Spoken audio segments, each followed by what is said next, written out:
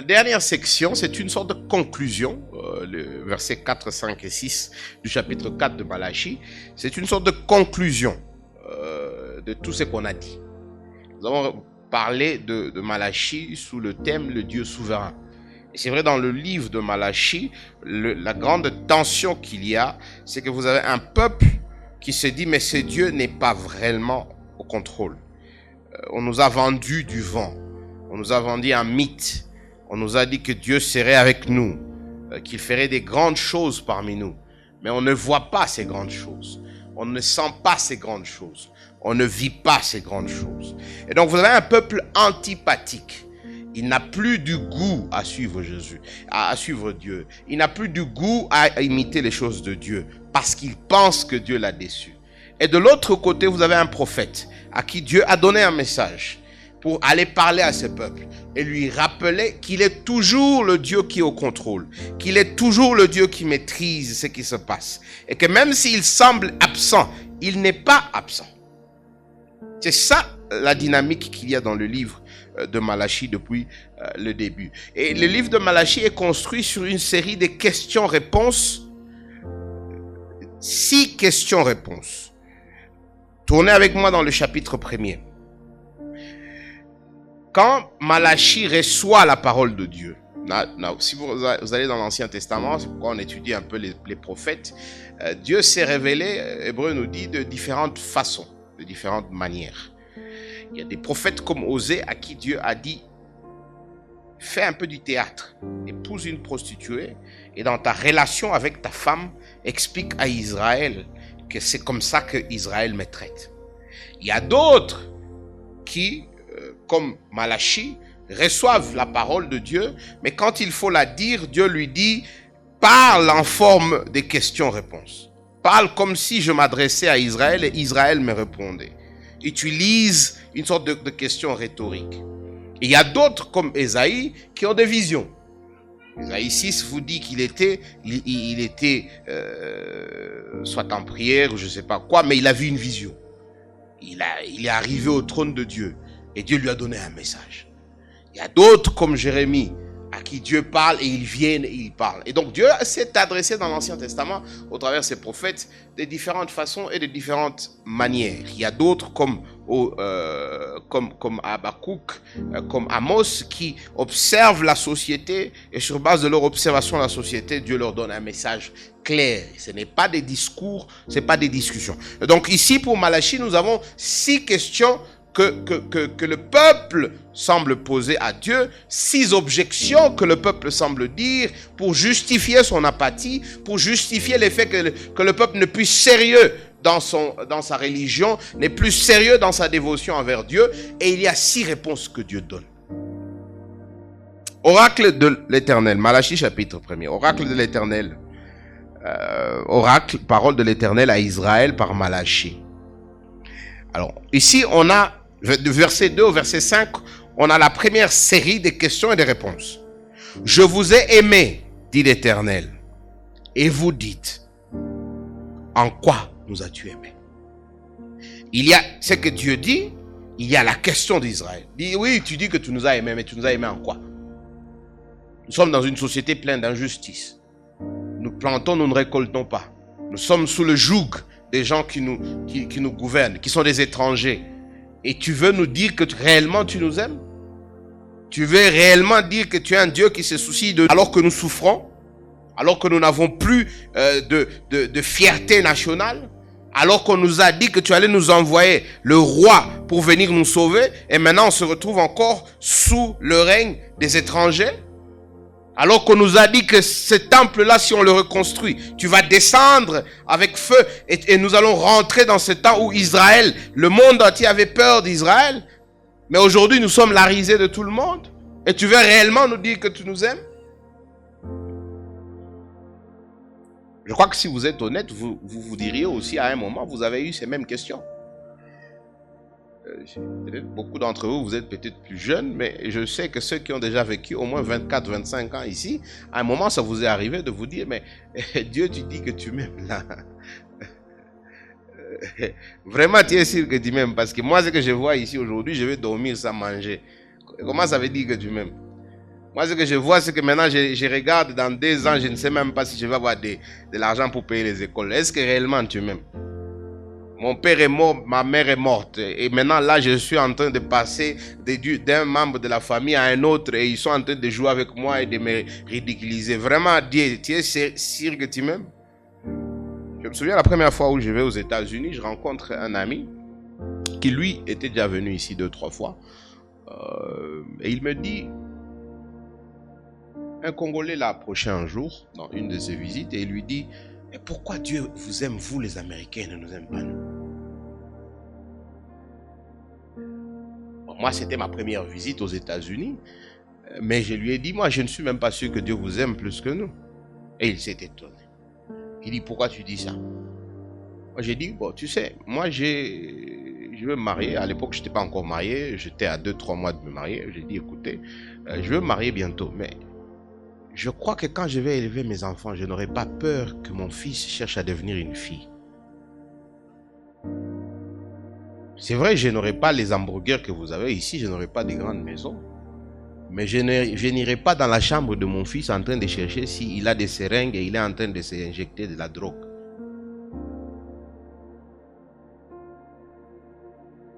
Vous voyez, des fois dans la vie, on pense que Dieu ne nous aime pas. Mais Dieu dit non, je vous aime. Et c'est ça la réponse qu'il donne à Israël. Quand Israël lui dit comment m'as-tu aimé, il dit je t'ai choisi. Esau, je l'ai rejeté. Mais Jacob, je l'ai choisi. Ce sont les enfants d'un même père, Isaac, d'une même mère, Rebecca. Mais Dieu dit, je te choisis, toi le petit, Jacob, et je ne donne pas ma bénédiction à ton frère aîné. Qu'est-ce que le frère aîné a fait? Rien du tout. Qu'est-ce que le frère cadet a fait? Rien du tout. D'ailleurs, le nom Jacob, si vous ne le saviez pas, c'est dribbleur, voleur, quelqu'un qui déçoit, escroc. Et Dieu dit, j'ai choisi un escroc.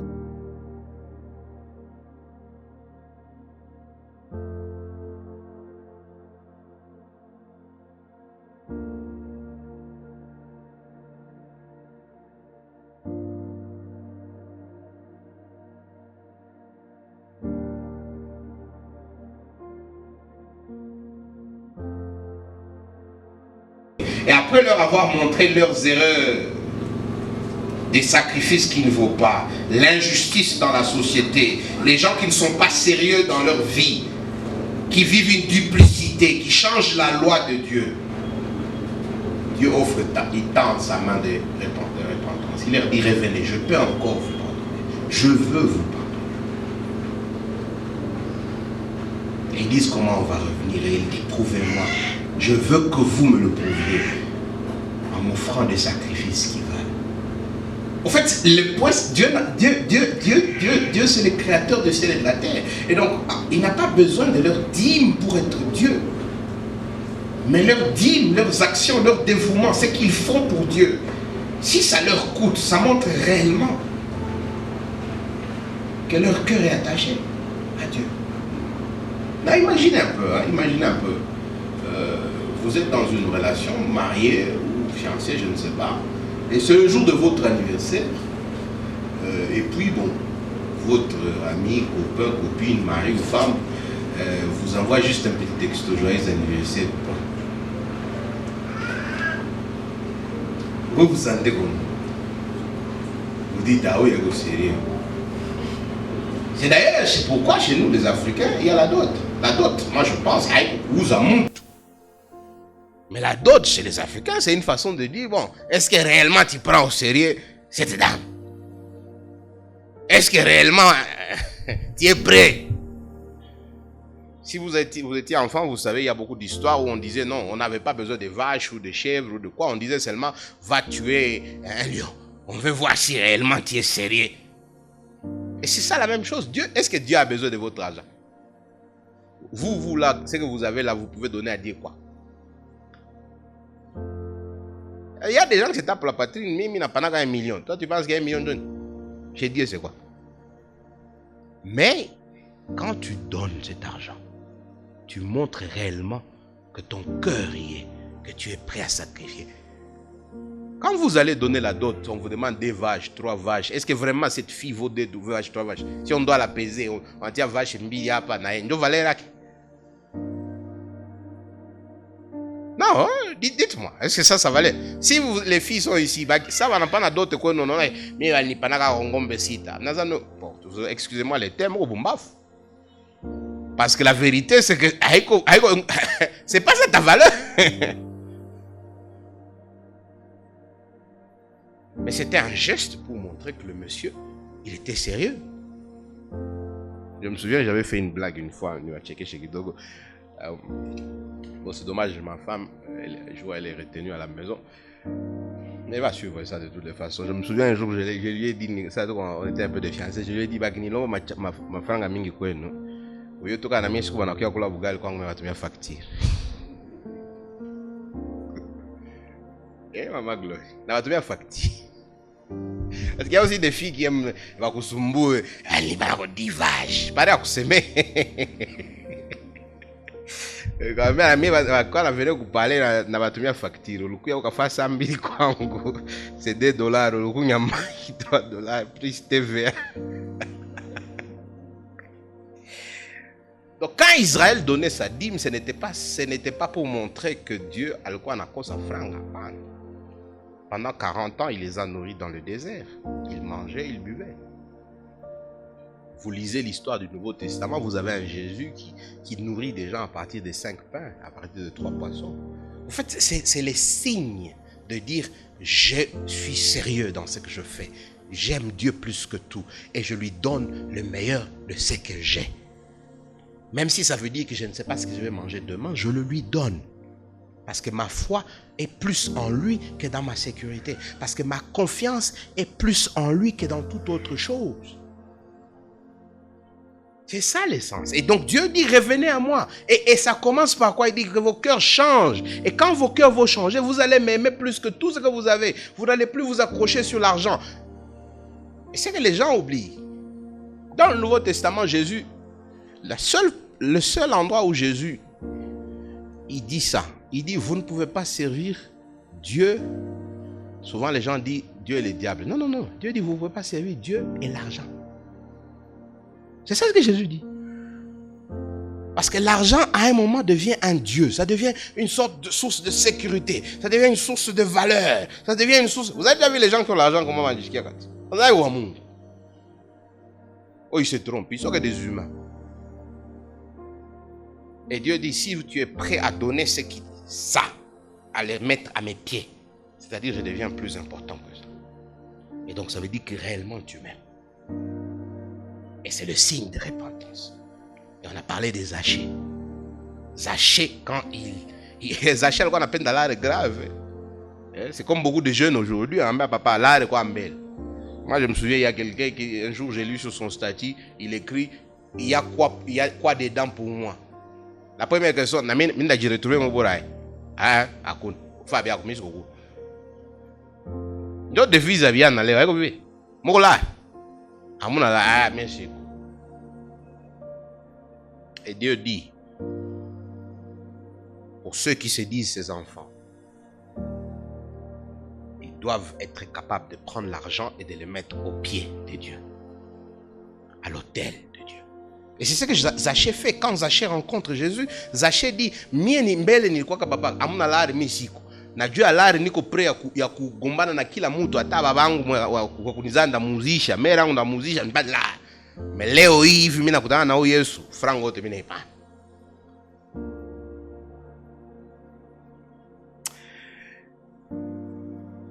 Et la fin, c'est là où nous sommes. C'est qu'à partir du chapitre 3, verset 13, c'est ce qu'on a vu la semaine passée avec Timothée, c'est qu'il y a quand même des gens qui ont compris le message de Malachie. Donc quand vous lisez, il dit au verset 13, « Vos paroles sont rudes contre moi, dit l'Éternel. Et vous dites, qu'avons-nous dit encore contre toi? Vous avez dit, c'est en vain que l'on sert Dieu. Qu'avons-nous gagné à observer les principes de Dieu, à marcher avec tristesse à cause de l'Éternel des armées? »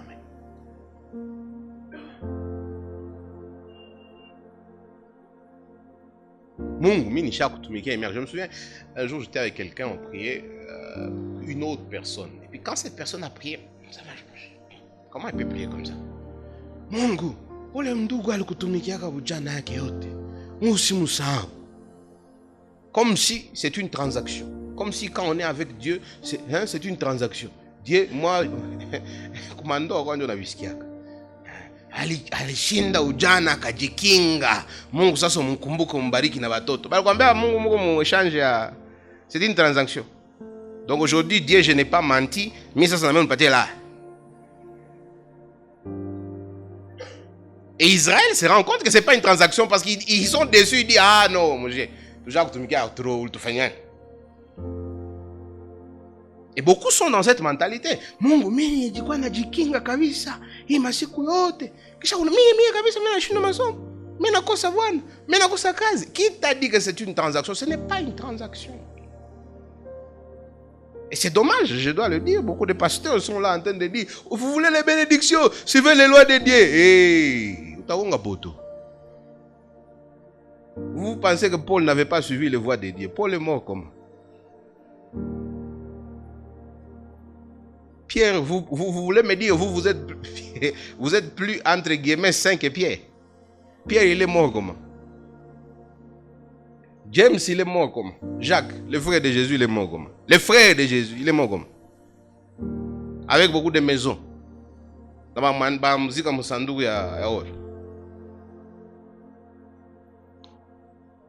Mais il y a quand même des gens qui ont compris. Verset 17. Verset 16, il dit, alors ceux qui craignent l'Éternel se sont rassemblés.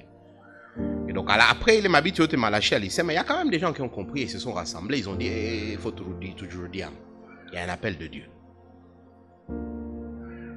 Et c'est là où nous allons vers la conclusion. La conclusion, elle parle principalement de ce Benyebali Jirudi Andani. Akaelewa hapana, inje tu kwa haiko sawa. Comme turudi kusta. Et Malachi leur demande de faire deux choses. Là, je serai très bref parce que mon introduction, elle a été plus qu'une prédication en soi, mais je voulais qu'on soit plus ou moins sur le même diapason. Et donc Malachi conclut. Ce que nous allons là, le verset 4, 5 et 6, c'est une conclusion de tout ce qu'il a dit. À ceux qui craignent l'Éternel, ceux-là qui ont dit, prophète qu'on a ça, notre culte, il est apathétique. Il n'y a plus de cœur dans ce que nous faisons. Nous ne sommes pas sérieux. Nous ne donnons pas la dîme comme il faut. Nous ne donnons pas le meilleur de ce que nous devons donner. Revenons à Dieu. À ceux-là, il leur dit, voilà maintenant comment vous allez avancer à partir d'ici. Et ces principes, je pense, sont autant valables aussi pour les chrétiens du Nouveau Testament que nous sommes. Parce que vous allez dire, ok, voilà, on a compris tout ça. Mais maintenant, on vit comment comme des chrétiens? On vit comment? Il dit deux choses. Un, vous gardez la parole de Dieu. Vous ne gardez pas la parole de Dieu parce que vous voulez devenir enfant de Dieu. Non, c'est parce que Moulisha Roudia, vous êtes déjà rentré, vous êtes déjà converti, que vous vous assurez de garder la parole de Dieu. Mais deuxième chose qu'il dit, assurez-vous aussi de vivre dans la perspective de l'éternité. Parce que le Seigneur va venir. Parce que le jour du Seigneur va venir. Et il le dit, ce sera un jour grand et dangereux. Pour eux, dans l'Ancien Testament, ils attendaient la première venue de Jésus. Pour nous, dans le Nouveau Testament, nous attendons la deuxième venue de Jésus, tel que Acte 1 nous dit. Premier point donc, un appel à vivre la parole. Verset 4. Souvenez-vous de la loi de Moïse, mon serviteur, auquel j'ai prescrit à Horeb, pour tout Israël, des préceptes et des ordonnances. Qu'est-ce qui doit guider les peuples? Ils doivent rentrer dans la Bible. Ils doivent rentrer dans la parole. Et ils doivent vivre la parole.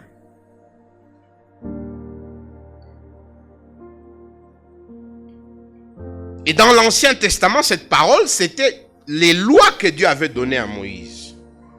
Mais dans le Nouveau Testament, nous avons aussi, en plus de l'Ancien Testament, nous avons le Nouveau Testament. Et donc pour nous, pour vivre comme Dieu le veut, nous devons vivre dans la parole, dans la Bible.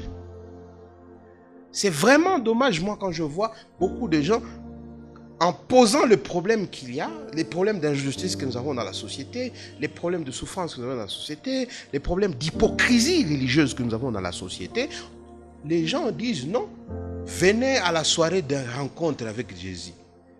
Des visitations, des miracles et des guérisons. ma Bible pendant la semaine. Et je suis arrivé à l'histoire du riche, de l'homme riche et de Lazare, le pauvre. Et quand Lazare, entre guillemets, c'est la parabole que Jésus donne, quand Lazare se retrouve au ciel, l'homme riche qui lui, toute sa vie, il mangeait, et le pauvre, il était en dessous de sa table, lui demandait même quelque chose, il ne voulait pas, il les chassait. Et quand ils arrivent au paradis, c'est l'homme riche maintenant qui lui est dans le feu, et le pauvre, lui, il est assis à côté d'Abraham. Alors le monsieur dit,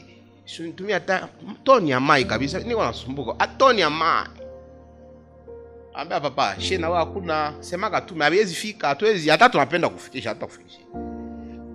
La prière de l'homme riche, c'est ça ce qui m'a étonné un peu et nandoko niko afikia sai. Il dit ceci. Parce que kama mie nishapotea mimi naitika. Mimi niliacha baloko yangu kule. Na bovi kuma ile maisha nilikuwa nayo. Suache hata ule Lazaro arudie basi abaambie tu kama bwana mkiendelea kwa hii njia vitaharibika. Et quelle est la réponse que Jésus lui donne dans la parabole? Il dit, même si Lazare rentrait, ils ne le croiront pas s'ils ne peuvent pas croire à Moïse et aux prophètes. Et je pense que dans la société, on se trompe souvent. On pense que, ça comme un miracle, ça comme un bitu, njo, batu batamini. Non. Même si on a fufula mtu sai, moi alikuwa nakufa, même si on a fufula. Dans la salle, là, il y aura toujours des gens qui vont continuer à vivre dans les péchés. Parce que le vrai antidote contre le péché, c'est la parole de Dieu. Le diable, il aime quand les chrétiens font tout sauf lire la parole de Dieu. Il aime ça. Parce qu'il sait qu'il n'y a que la parole qui ouvre les gens les yeux pour voir les choses réellement comme elles sont. Quand Jésus est tenté dans le désert pendant 40 jours et 40 nuits, quand il termine, il se rencontre avec le diable. Chaque fois que le diable lui pose une demande, il répond par quoi? Par la parole. Il est écrit. Il est écrit. Il n'y a rien que le diable anaogopaka que kurudia Bible. Et c'est pourquoi dans les églises qui se réunissent, la première chose que le diable s'assure, hypothèse, c'est la parole. Et vous vivez avec moi dans ces pays, vous savez. Il y a des gens qui parlent pendant des heures. Il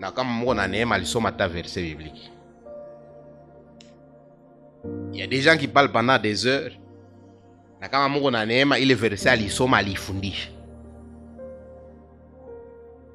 C'est histoire sur histoire, rêve sur rêve, expérience sur expérience.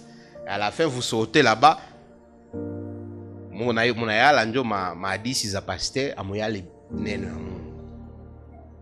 Le chrétien moyen, je ne vais même pas parler du pasteur moyen, il est très biblique. Des fois, il va te dire quelque chose en bas, il est dans la Bible. Oh non, je prends l'exemple simple, aide-toi et le ciel t'aidera. Qui ici pense que ce n'est pas dans la Bible? Mais si on vous dit chercher ça, vous verrez ça où? Le chrétien moyen, il est très biblique. Mais vous ne pouvez pas vivre pour Dieu si vous êtes illettré biblique. Dans Psaume, David dit, sa parole est simple. Et elle est tellement simple que n'importe qui peut la lire et la comprendre. Et c'est ça la grandeur de Dieu. C'est-à-dire, il a fait cette parole de façon que vous n'avez pas besoin de Nicolas pour la comprendre. Vous pouvez la lire pour vous-même. Et quand vous demandez à Dieu de vous aider à la comprendre, son Esprit Saint va vous ouvrir les yeux et vous allez comprendre des choses.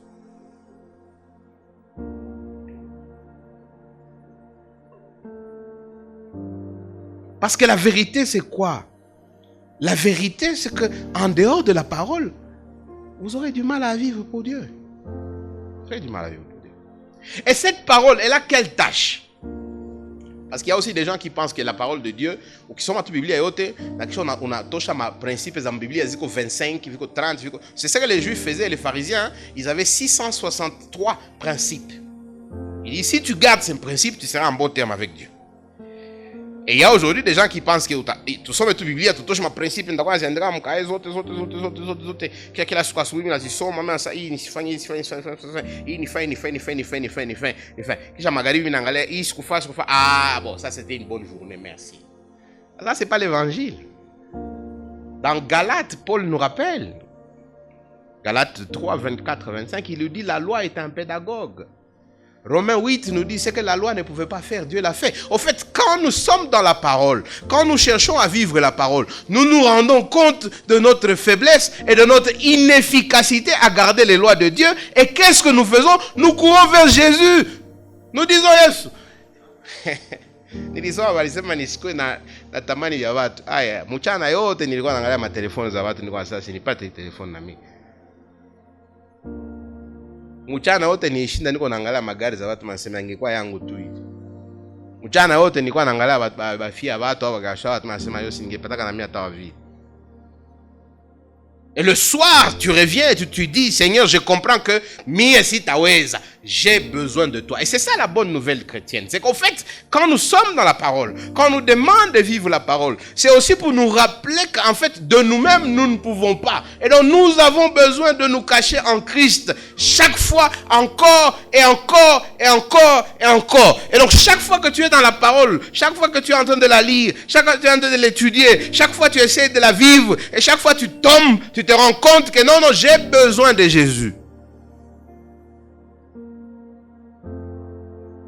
Et la parole, chaque fois, te pousse vers Christ. Elle te montre ton inefficacité à la garder et le besoin que tu as en Christ. Et c'est à ce moment-là que nous parlons de la bonne nouvelle de l'évangile. Parce que tu te rends compte que moi, je suis un menteur. J'ai dit aujourd'hui que je ne vais pas mentir. J'ai encore menti.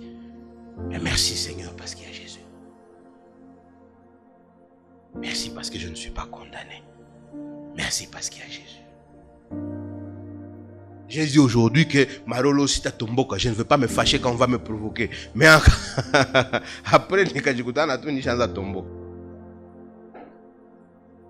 tu vois les 5 ans prochains, non bon, kama olewa mais naolewa kwanza napata fiancé, naolewa, nazala batoto tatu, batoto yangu nao banazala, banakomala, banasoma, banazala. C'est bon le calcul, moi je refuse pas. Et si Jésus rentrait ce soir?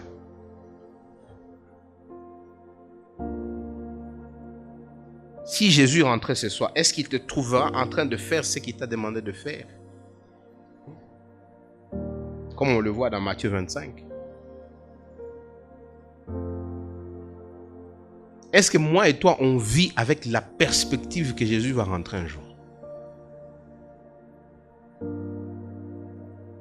Ce que moi je vois, c'est quoi? Aujourd'hui, les prédications moyennes que tu trouves n'importe où, ce n'est plus pour préparer les gens à la venue de Jésus. Ça devient les 7 secrets de bénédiction. Les 15 secrets spirituels pour avoir ce que ton cœur désire. Les 7 secrets pour que tes prières soient... Personne ne parle de la rentrée de Jésus. Et pourtant, l'Église attendait que Jésus revienne. Paul vivait permanemment en train de dire que Christ vienne, que Christ vienne. Quand Paul parle aux Philippiens, il leur dit « J'aimerais autant être avec Jésus, mais comme il me demande de rester, je vais rester pour votre bien. » Parce que moi et vous, on peut dire la même chose. Laissez-moi finir en disant ceci. L'antidote contre l'antipathie. Vous sentez que vous n'aimez plus les choses de Dieu. L'antidote, c'est la Bible et c'est avoir une perspective que Jésus va rentrer. Et il reviendra. Et donc, si nous vivons dans cette attente constante de Christ, nous allons aussi chercher à connaître sa parole, à connaître sa volonté. Nous allons aussi chercher à lui plaire. Mais si nous vivons comme si Jésus ne reviendra plus, et si nous ne vivons pas dans la parole, ce n'est que normal que nous continuions à vivre de double vie. Ce n'est que normal que nous continuions à chanter les dimanches et quand nous sortons, tu n'as la casquette ingine.